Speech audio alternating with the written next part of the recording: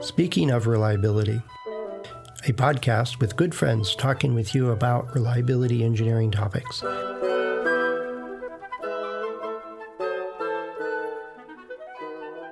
Welcome to Speaking of Reliability. This is Fred Schenkelberg.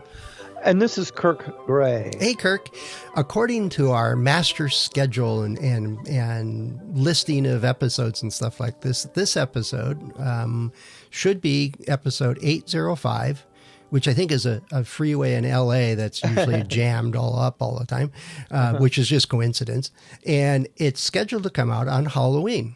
And so I thought, you know, the last time I recognized that it was coming out on Halloween was a evening meeting I was involved with for reliability discussions, and we'd had, you know, local people bring in papers and presentations and discussions and stuff, and it landed on Halloween. So we had no idea if anybody would show up, but we promised to have candy available. They were all out trick or treating. Huh? Yeah. Okay. So we promised to have candy available. So in our ad for it, but it was we named it Horror Stories.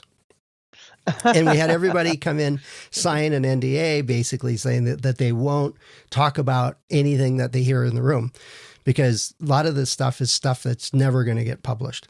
And so it was an enjoyable meeting. We had a blast. We were laughing. It was a lot of, well, you think that's bad, listen to this one. And it went on and on and on. So I can't relate any of the stories in there, but it was just poor management decisions, bad practices, you know, oh, that'll never happen. And then it happens, you know, in big scale, and, you know, just on and on and on. Yeah, and that can't happen. Yeah. Famous last words. Yeah. Here, hold my beer.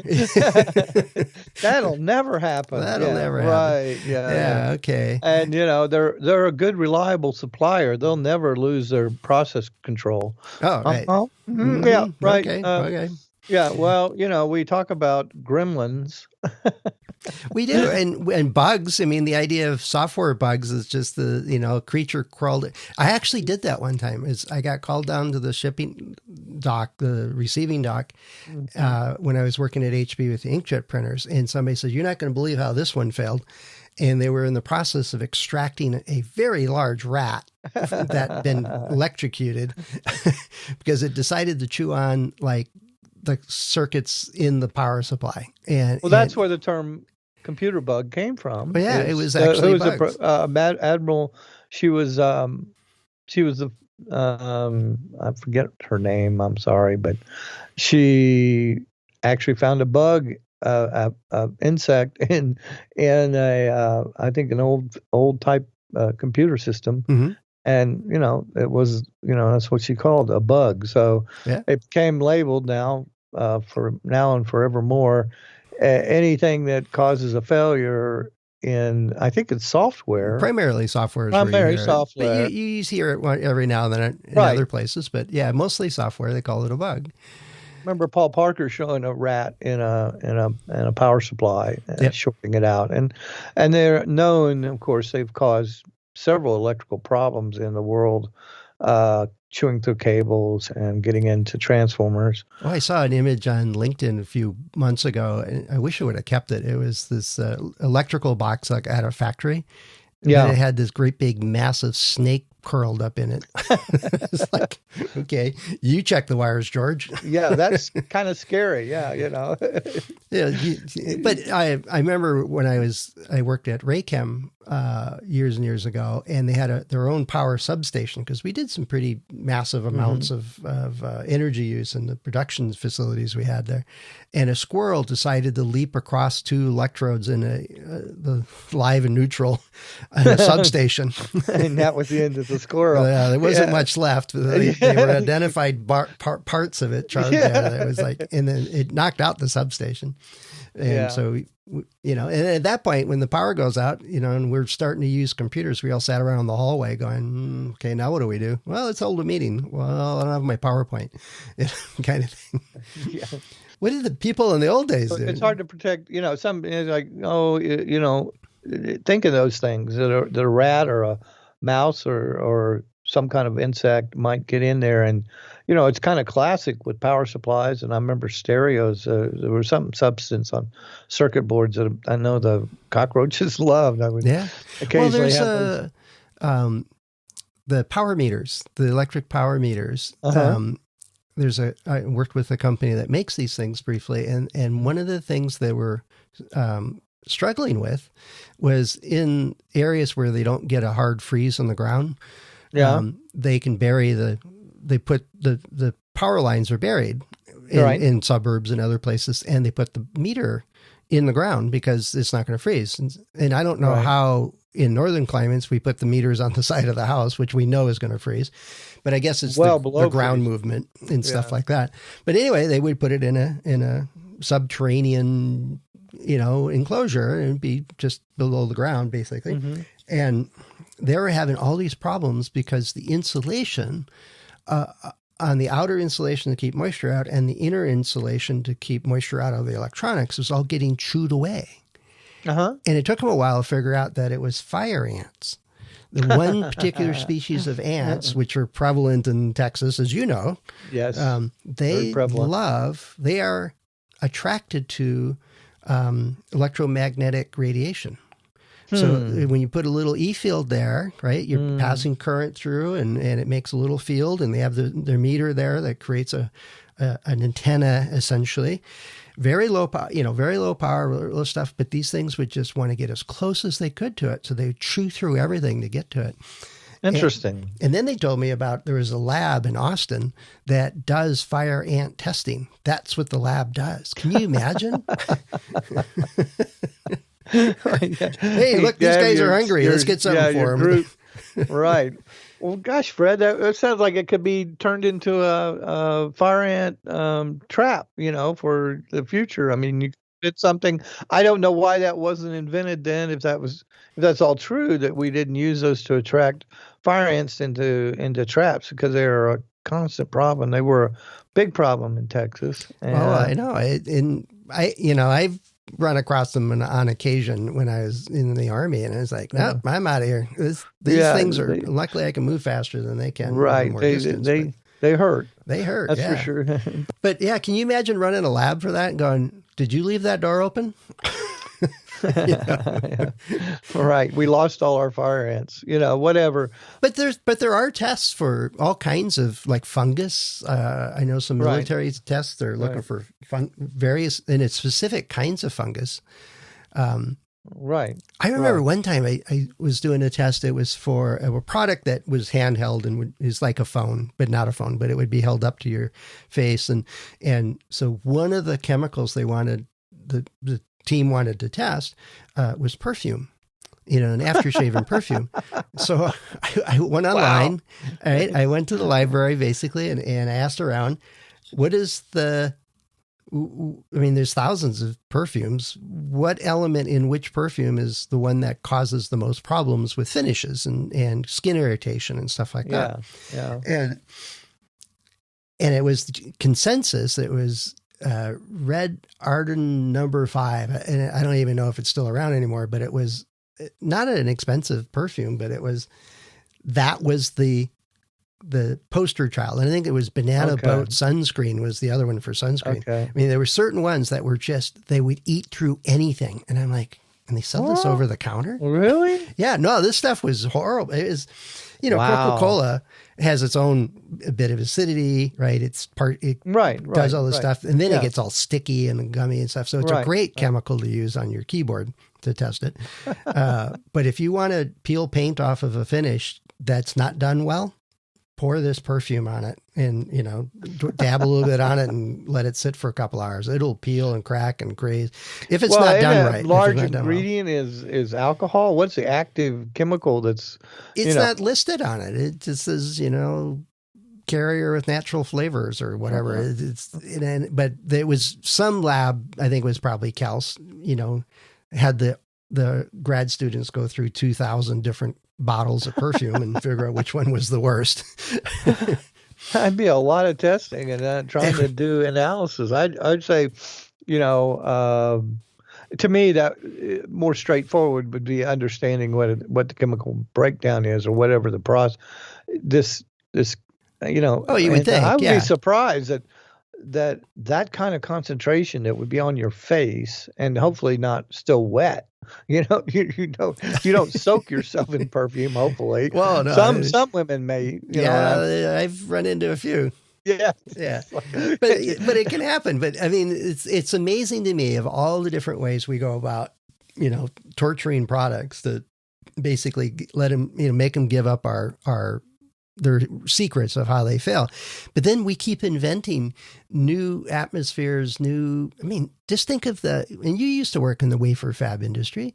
right? You did not put your head inside one of those chambers to see what's up. It's No, no, no, no, no. no. It was pretty nasty, actually. Worked with ion implanters that used arsenic pentafluoride, boron trifluoride, and phosphorus. I think it was phosphorus pentafluoride, and it was just nasty stuff. And probably I didn't work under a fume hood or anything. I mean, This explains a lot. Yeah. Yeah. Blowing out ion sources with, that had probably impregnated with arsenic, phosphorus, whatever. And I'm not going to worry about it now. It's, that's It a is path. what it is. Yeah. It is what it is. Also, there were X-rays because of high-speed electrons coming back at, 200 kilovolt or 400 kilovolt electrons hitting metal causes X-rays. So it was, that's the risk of, those are the scary things that you can't see, like, spooky, that you just, you don't know that you're getting exposed to. But I guess the most unusual experience I had was trying to convince a company that was making voltage controlled oscillators, VCOs, and they had a little varactor in there that was failing. And, it's only a device that had maybe 10 or 15 components, and it was only, a quarter inch by quarter inch or something like that. Very, very small, with a physical coil, which had to be tuned, which was amazing watching the guys in a microscope trying to pull this little tiny spring coil apart at the size it was. Anyway, so there was a varactor in that, and of course that's a diode that used as a variable capacitor when you reverse bias it, and you can actually, that variable capacitance can be used to, I think it's a simple oscillator circuit. I forget the name of it, but anyway. So they were failing a little bit in time, and I did an investigation, really went deep into this, took a bunch of these diodes to a failure analysis lab that could do cross-sectioning, X-ray, and all that. And what they found is inside this tiny little single PN junction was the wire bonds, the gold wire that had went to the P and one come out the N, had been evaporated, and in the epoxy encapsulant channel, the gold had stuck, evaporated. Well, technically, Kurt, is deposited. Right, evaporated and redeposited on the walls of the channel. Probably super thin and not uniform. Super thin, very, probably gold, couple of atoms thick kind of thing. Touching each other. So because a varactor is a voltage device, not a current device, it doesn't have to carry much current because all you're doing is reverse biasing in it. Very little current runs through it. That it worked even under those conditions, even with that just little trace of gold left in those. Well, how did you find that it was just a tube, not a not a wire anymore? How did we cross-sectioned it, and they ground it down, and as they got close to the diode itself and saw the cross-section of the diode, they saw that, as they could see that the gold was just around the outside. Yeah, okay. They could see the gold in that channel. Wow. And I showed the pictures to the head of the company, who was supposedly an engineer. I don't think he was, because he inherited it from his dad. And in fact, the head of engineering there said he was an idiot.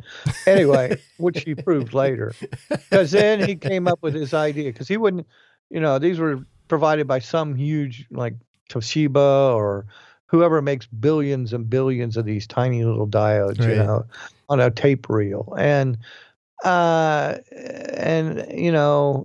This older idiot, came up with an idea that this happened during a lightning storm, because he looked at the date codes that this was shipped or whatever, these were made or whatever.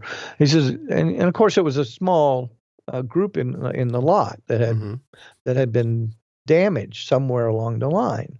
But he had proposed, and he came up with this weird, scary scenario of that day there was a lot of lightning in the area, and that during these single tests, which is a oscilloscope or automatic tester, you put it in there and it does a couple steps of voltage and then looks at the output frequencies.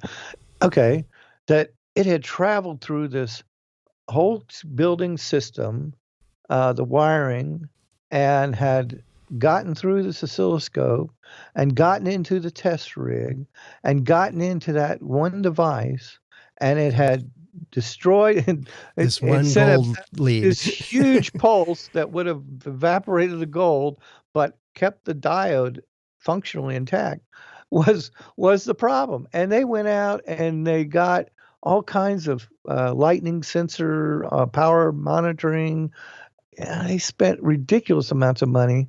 When I showed them that, I said, I doubt that you'll ever find this again. It was probably something that happened during their final test of these in a tape reel or something along the line. Somebody touched ESD.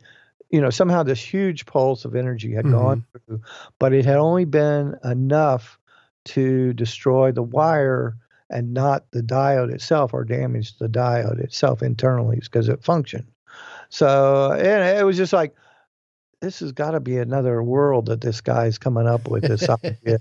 And had the resources to say, I'm going to prove it, And it was like, a bunch of followers saying, oh, yeah, we'll do this. And, his head of some of his engineering staff, yeah, we're going to go. And they got these power people coming into the building and monitoring doing all this. And it's not, it was virtually impossible for what his scenario was. Yeah. But that's the way people explain away things, maybe that they, they couldn't send us, Toshiba or our Intel process is too good for that. And blah, blah, blah. But they could never send us a bad part. Well, no, I don't trust vendors all that much all the way from the start. I remember one time we had a crystal in a metal can. Right. The crystal broke.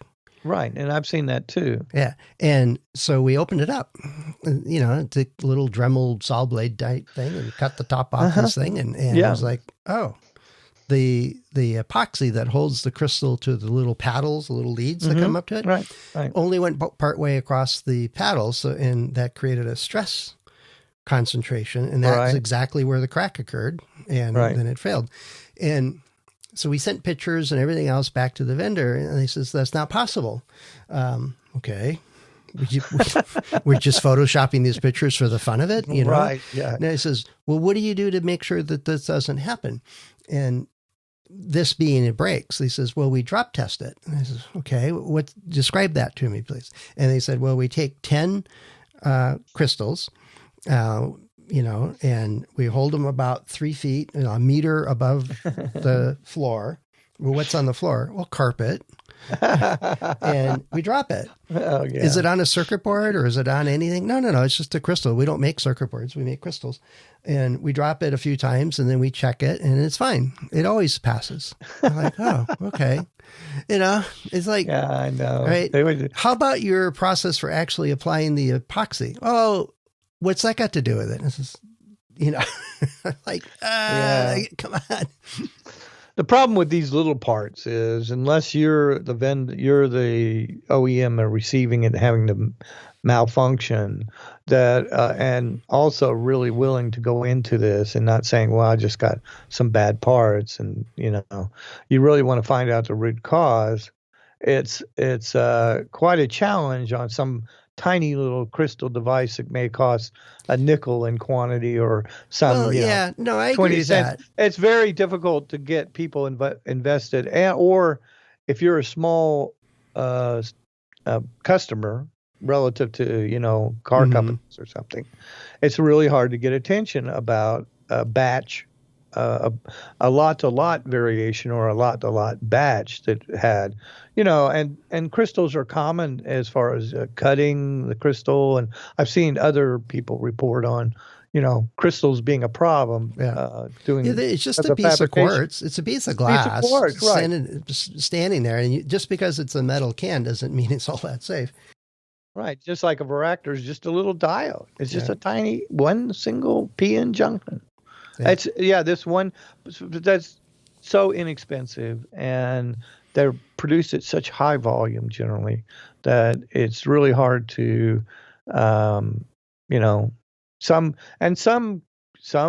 devices, that varactor failing wouldn't cause an absolute failure in maybe someplace else or whatever. It's again the application of the part and what that crystal is used for. Yeah, and that's the hard part. Anyway, there's so many stories, and usually involve somebody with a harebrained idea, or just, well, that'll never happen, and then it gets to the field and it happens, or the real horror stories is when I got a phone call one time from a colleague of mine that I used to work with, and he said, this is completely off the record. I'm calling you from my home phone, and I thought about going to a payphone.